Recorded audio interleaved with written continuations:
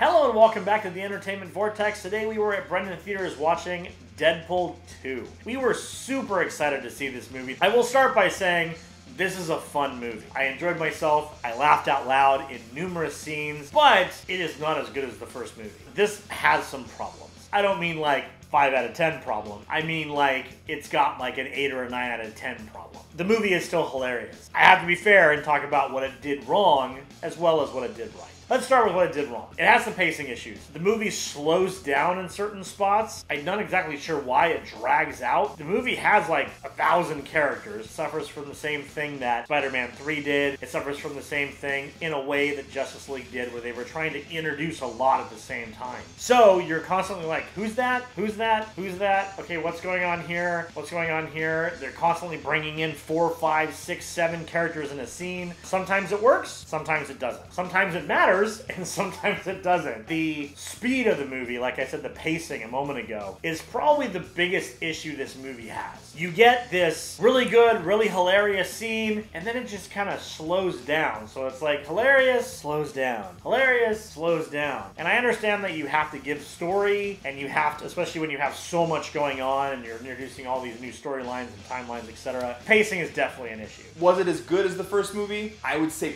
probably not. It definitely shows some strain there in some of the more like serious segments. Hits you with a joke every once in a while during those segments to try to make sure that you're still paying attention. But the biggest problem that I had with this movie was that it fell into some of the similar traps that some of the other sequels have fallen into as far as other things that have been produced from graphic novels and comic book. Some of the same gags and jokes do show back up in this movie. They just try to do it a little more ridiculous. That's a little lazy. I mean, they do pick fun at themselves, and they do say, you know, you hear it in the trailer, he says, oh, that's just lazy writing. But it does take you out of it a little bit. You know, it is still a fun movie. This is not something that's going to have me knocking it down a huge number of points. I still really enjoyed this. I still want to go back and see if there's anything I missed. And I'm glad that I saw it in theaters on opening night.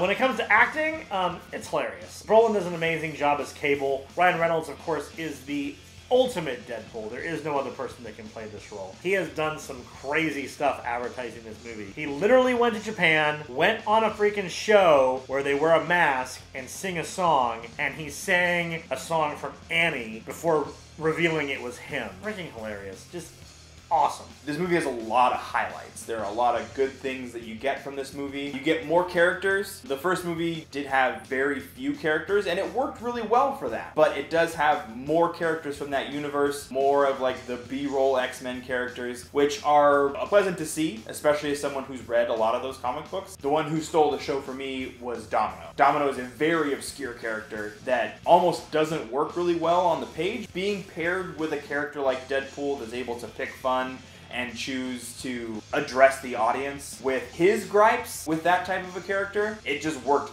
perfectly. Couldn't have been executed any better. The acting was spot on, and I just love the way that they made her power set work. And it was something that just, it showed up well on screen. I enjoyed every time she was on screen, and it just worked really well. I enjoyed some of the new characters. Cable, of course, I enjoyed quite a bit. The surprise villain that I enjoyed. The kid you see in the trailer, I like that character as well. I really dug Domino a lot. I thought that was kind of going to be an annoying character because her superpower is weird in the comics, but they did a really good job with it. It was really cool. Plus, they're making fun of it the entire movie. But some of the other characters, I don't know. I wanted more out of them. I wanted to see some more. I understand the jokes behind it and all of that, but I wanted more from them. While this isn't Guardians of the Galaxy level, utilizing music to its fullest, it definitely does a great job of making the music a bigger part of the film. You can tell some of that is going to be due to that they had a larger budget this time around, and they were able to actually grab big songs that are well known from, you know, the current and from the past. It just made it a bigger part of the movie, and obviously they do it in a very Deadpool way. Up front with it, anytime there's going to be a new song, Deadpool does something cool to show off what the song is, essentially. It's a gag that worked really well. I thought that it was funny and cool. It's something that the other movie didn't have, and I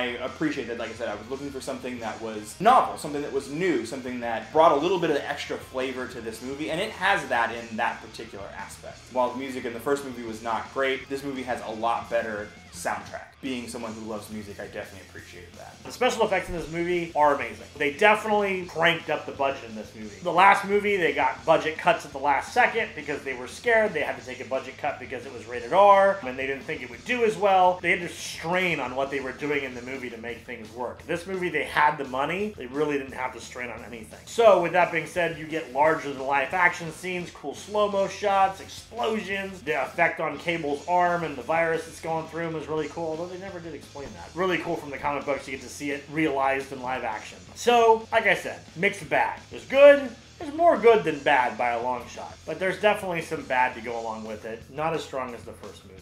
The best part of the movie, I'm going to tell you this now so you don't miss it, comes after the credits. It's a mid-roll scene. So make sure you don't get up and walk out when the movie ends, because trust me, it's not over. There is a sequence in the mid-range of the credits that is just absolutely perfection. Hilarious. Best fourth wall break I have ever seen in anything, including the first movie. As Nick stated in his review, definitely stick around for those credit scenes. This is easily the funniest credit scene that I've seen since the Avengers and the shawarma scene. I'm going to give this movie an 8 out of 10. It's a fun movie. I want to see it again, but compared to the first Deadpool, it's just okay.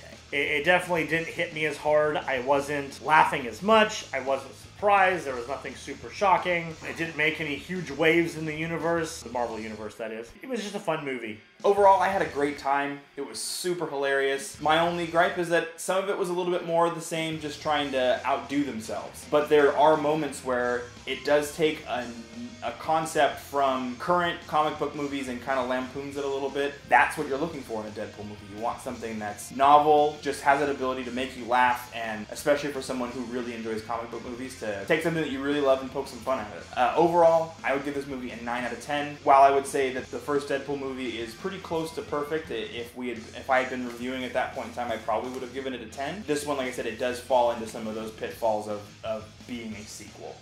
If you haven't already, don't forget to subscribe to this channel. We do a minimum of 4 videos a week, including movie reviews, Funko Pop news, and a bunch of gaming content. If you're interested in getting one of our t-shirts, the link is down in the description. And as always, we hope you'll follow us into the Vortex. We'll see you next time.